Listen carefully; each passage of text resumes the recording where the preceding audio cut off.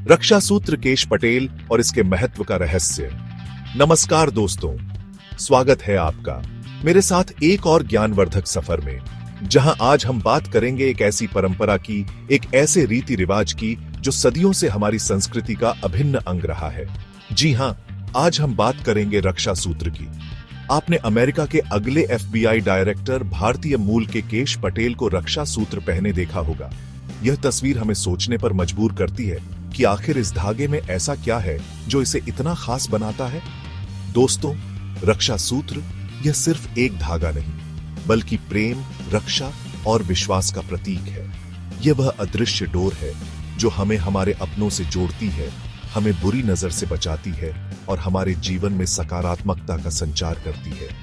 आज हम जानेंगे रक्षा सूत्र के बारे में कुछ महत्वपूर्ण बातें, साथ ही उन रहस्यों से भी पर्दा उठाएंगे जो इसे इतना महत्वपूर्ण बनाते हैं। तो आइए शुरू करते हैं इस दिलचस्प सफर को और जानते हैं रक्षा सूत्र के बारे में सब कुछ बारीकी से, तार्किक ढंग से, क्योंकि यहां ज्ञान ही आपकी असली पूंजी है।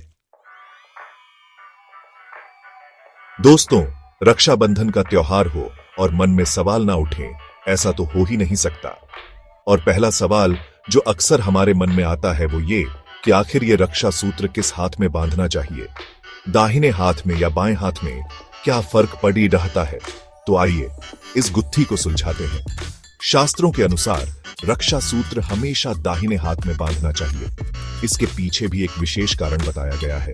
दरअसल हमारा दाहिना हाथ कर्म का प्रतीक माना जाता है और रक्षा सूत्र बांधने का अर्थ है हमारे सभी शुभ कार्यों में, हमारे सभी प्रयासों में हमें अपने रक्षक की कृपा और आशीर्वाद प्राप्त हो।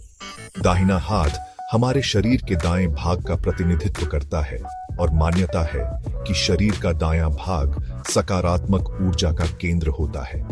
इसलिए रक्षा सूत्र को दाहिने हाथ में बांधने से सकारात्मक ऊर्जा का संचार होता है और नकारात्मक शक्तियां हमसे दूर रहती हैं। यह भी कहा जाता है कि दाहिना हाथ पिंगला नाडी से जुड़ा होता है, जो हमारे शरीर में सूर्य नाडी के रूप में जानी जाती है। सूर्य ऊर्जा और तेज का प्रतीक है और रक्षा सूत्र को दाहिने हाथ में बांधने से सूर्य की ऊर्जा हमारे जीवन में प्रवेश करती है, हमें बल देती है, हमें ऊर्जावान बनाती है। तो दोस्तों, अब आप समझ गए होंगे कि रक्षा सूत्र को दाहिने हाथ में बांधने के पीछे सिर्फ एक परंपरा नहीं, बल्कि एक वैज्ञानिक और आध्यात्मिक कारण भी है। यह एक ऐसा सूत्र है जो हमें हमारे कर्मों से जोड़ता है, हमें सकारात्मक ऊर्जा प्रदान करता है और हमें बुरी नजर से बचाता है। रक्षा सूत्र बांधते समय एक और सवाल जो अक्सर हमारे मन में उठता है वो ये कि आखिर इस धागे को कितनी बार लपेटना चाहिए, एक बार, 2 बार या फिर 3 बार। क्या वाकई इस बात का कोई महत्व है? जी हां दोस्तों, रक्षा सूत्र बांधने के हर नियम की तरह इसके लपेटने के पीछे भी एक विशेष कारण और महत्व छुपा हुआ है। शास्त्रों के अनुसार रक्षा सूत्र को हमेशा 3 बार लपेटना चाहिए। यह 3 लपेटें जीवन के 3 महत्वपूर्ण पहलुओं का प्रतिनिधित्व करती हैं।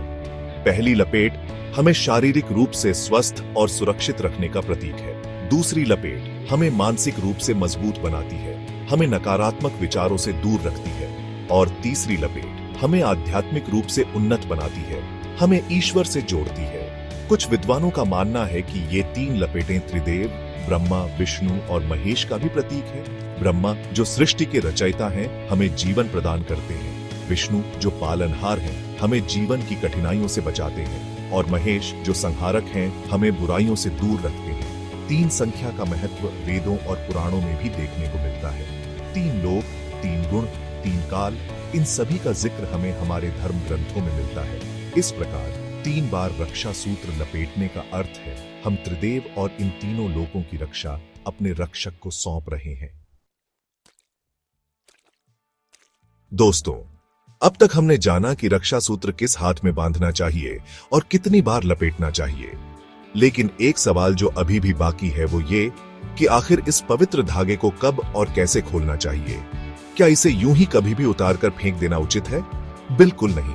रक्षा सूत्र खोलने का भी एक विधान है, एक सही समय है जिसका पालन करना आवश्यक माना जाता है। परंपरागत रूप से रक्षा सूत्र को श्रावण पूर्णिमा के दिन खोला जाता है।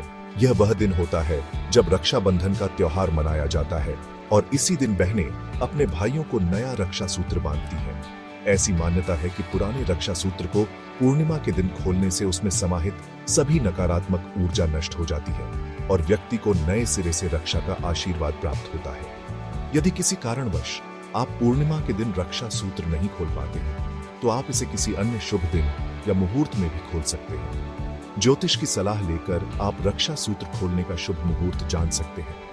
रक्षा सूत्र को खोलते समय ध्यान रखें कि इसे अनादर पूर्वक न फेंकें। इसे किसी पवित्र नदी में प्रवाहित कर दें या फिर किसी पीपल के पेड़ पर बांध दें। ऐसा माना जाता है कि ऐसा करने से रक्षा सूत्र की सकारात्मक ऊर्जा प्रकृति में विलीन हो जाती है। दोस्तों, अब तक हमने रक्षा सूत्र से जुड़े कई पहलुओं पर चर्चा की, लेकिन क्या आपने कभी सोचा है कि आखिर इस धागे को बांधने के पीछे असली रहस्य क्या है?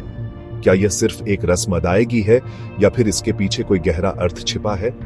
रक्षा सूत्र को सिर्फ एक धागा समझना इसकी अहमियत को न समझ पाने जैसा है। यह तो एक मजबूत बंधन का प्रतीक है जो हमें हमारे अपनों से जोड़ता है, हमें उनकी शुभकामनाओं से परिपूर्ण करता है। यह धागा हमें याद दिलाता है कि हम अकेले नहीं हैं, हमारे अपने हमेशा हमारे साथ हैं, हमारी रक्षा के लिए तत्पर हैं। रक्षा सूत्र बांधने से नकारात्मक ऊर्जा दूर होती है, ऐसा माना जाता है। यह एक तरह का सुरक्षा कवच है जो हमें बुरी नजर, ईर्ष्या और नकारात्मक विचारों से बचाता है। यह हमें मानसिक शांति प्रदान करता है और आत्मविश्वास बढ़ाता है। रक्षा सूत्र के साथ जुड़ी एक और खास बात है इसका रंग। लाल, पीला और केसरिया रंग के रक्षा सूत्र शुभ माने जाते हैं। ये रंग ऊर्जा, साहस और समृद्धि का प्रतीक है और माना जाता है कि ये रंग जीवन में सकारात्मकता का संचार करते हैं। रक्षाबंधन के पावन पर्व पर नया रक्षा सूत्र बांधने के बाद अक्सर यह सवाल उठता है कि आखिर पुराने रक्षा सूत्र का क्या करें? क्या इसे यूं ही कहीं भी रख देना उचित होगा? नहीं दोस्तों, जिस पवित्रता और श्रद्धा के साथ हम रक्षा सूत्र धारण करते हैं, उसी भाव के साथ इसका विसर्जन भी करना चाहिए। पुराने रक्षा सूत्र को अनादर करना अशुभ माना जाता है। इसे फेंकने की बजाय इसे किसी पवित्र स्थान पर सम्मान के साथ रख देना चाहिए। आप इसे अपने पूजा स्थल पर रख सकते हैं या फिर किसी धार्मिक ग्रंथ के पास रख सकते हैं। यदि आप चाहें तो पुराने रक्षा सूत्र को किसी पवित्र नदी में भी प्रवाहित कर सकते हैं। ऐसा माना जाता है कि नदी के जल में प्रवाहित होने से रक्षा सूत्र की सकारात्मक ऊर्जा प्रकृति में विलीन हो जाती है और हमें उसका आशीर्वाद मिलता रहता है। कुछ लोग पुराने रक्षा सूत्र को पीपल के पेड़ पर भी बांधते हैं। पीपल को हिंदू धर्म में पवित्र माना जाता है और ऐसा माना जाता है कि पीपल के पेड़ पर रक्षा सूत्र बांधने से हमारी मनोकामनाएं पूर्ण होती हैं। याद रखें, पुराना रक्षा सूत्र भी उतना ही पवित्र है जितना कि नया रक्षा सूत्र। इसलिए इसे सम्मान और श्रद्धा के साथ संभालें और उचित स्थान पर रखें।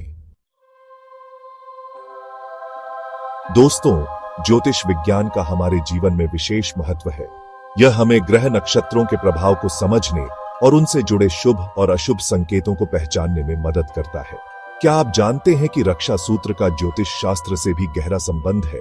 ज्योतिष विज्ञान के अनुसार रक्षा सूत्र ग्रहों की शांति और सकारात्मक ऊर्जा के लिए महत्वपूर्ण है।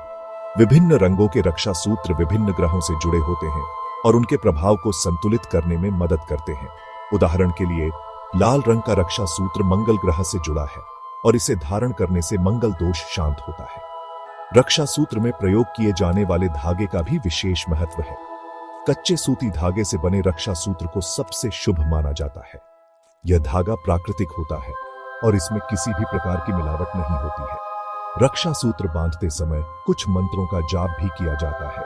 ये मंत्र रक्षा सूत्र की शक्ति को बढ़ाते हैं और हमें सभी प्रकार के भय और बाधाओं से रक्षा प्रदान करते हैं। इस प्रकार हम देखते हैं कि रक्षा सूत्र केवल एक साधारण धागा नहीं है, बल्कि इसके पीछे गहरा वैज्ञानिक और आध्यात्मिक महत्व छिपा है। यह हमें नकारात्मक ऊर्जा से बचाता है, हमें ग्रहों के अशुभ प्रभाव से दूर रखता है और हमें सकारात्मक ऊर्जा प्रदान करता है। तो दोस्तों, उम्मीद है कि आज आप समझ गए होंगे कि रक्षा सूत्र का महत्व सिर्फ एक धागे तक सीमित नहीं है। ये तो प्रेम, समर्पण, रक्षा और विश्वास का अटूट बंधन है। ये हमें हमारे रीति रिवाजों से जोड़ता है, हमें हमारी संस्कृति की याद दिलाता है। रक्षा सूत्र के इन फायदों और महत्व को जानकर आप भी इसे अपने जीवन में शामिल कर सकते हैं। इस पवित्र धागे को बांधें, इसके पीछे छिपे विज्ञान और आध्यात्म को समझें और इसके साथ जुड़े रीति रिवाजों का पालन करें। आज के एपिसोड के लिए बस इतना ही। मुझे उम्मीद है कि आपको यह जानकारी पसंद आई होगी। नए एपिसोड के साथ फिर हाजिर होगा। तब तक के लिए नमस्कार।